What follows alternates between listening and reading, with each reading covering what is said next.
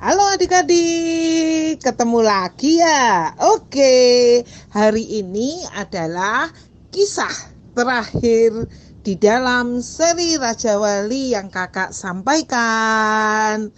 Adik-adik, kakak mau tanya nih, kalau burung Raja Wali yang hebat itu dan berani berubah, meskipun itu punya resiko, meskipun dia harus berada dalam kondisi tidak nyaman, apakah burung yang hebat ini bisa sakit? Tinggal di tempat tinggi bisa sakit. Punya cakar yang kuat bisa sakit. Berani melawan badai bisa sakit. Oh, ternyata bisa adik-adik. Burung yang hebat ini, burung Raja Wali ini bisa mengalami sakit di dalam tubuhnya. Nah, kalau burung Raja Wali ini sakit, apa yang kemudian dia lakukan? Burung Raja Wali ini akan terbang adik-adik ke suatu tempat yang sangat disukainya, di mana ia dapat dengan bebas menikmati sinar matahari. Dia dalam kondisi yang sangat tidak baik. Dia berusaha untuk mendekatkan diri dengan sinar matahari dan dia mendapat kesembuhan dari sinar matahari itu. Adik-adik, sebagai anak-anak Tuhan, kita tidak pernah lepas dari masalah, ya kan? Kadang kita sedih, kadang kita bingung, kadang kita juga sakit, kadang kita tidak nyaman, kadang kita merasa hatinya gimana begitu loh.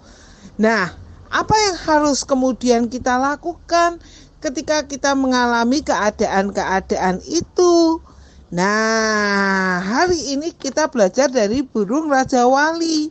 Ketika mengalami keadaan-keadaan yang membuat hati kita itu tidak baik, membuat hati kita itu tidak sukacita, membuat hati kita itu tidak enak, ada hal yang dapat kita lakukan. Adik-adik dapat pergi ke suatu tempat. Kemana Kak Yeni? Kan gak boleh kemana-mana gara-gara corona. Ke suatu tempat, ke kamar adik-adik, di mana adik-adik bisa berbicara dengan Tuhan, di mana adik-adik bisa ngomong-ngomong dengan Tuhan. Tuhan adalah mentari kita. Tuhan adalah sinar matahari bagi kita. Seperti burung Raja Wali, Tuhan akan memberikan kekuatan kepada kita. Tuhan akan memberikan penghiburan kepada kita. Dan Tuhan akan memberikan pertolongannya kepada kita. Adik-adik, Mazmur 28 ayat 7a. Yuk, tidak usah buka deh, karena Kak Yeni akan menampilkan ayatnya. Mazmur 28 ayat 7a. Ayat ini terdiri dari berapa kata coba? 1, 2, 3, 4, 5. Wah, pendek ya. Kita baca bareng-bareng. 1, 2, 3. Tuhan adalah kekuatanku dan perisaiku.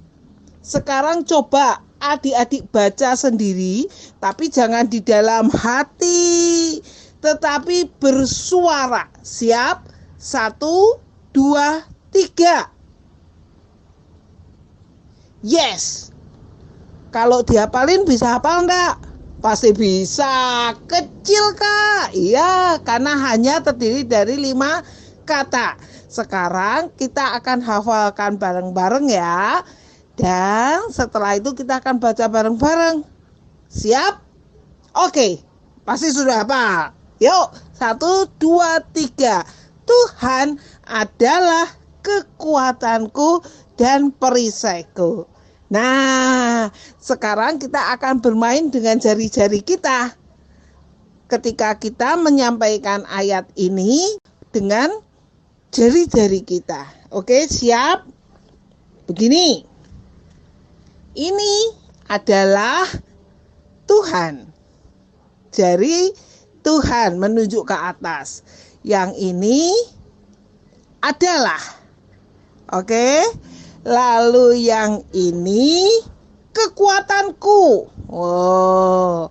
Lalu yang ini dan yang ini adalah perisaiku.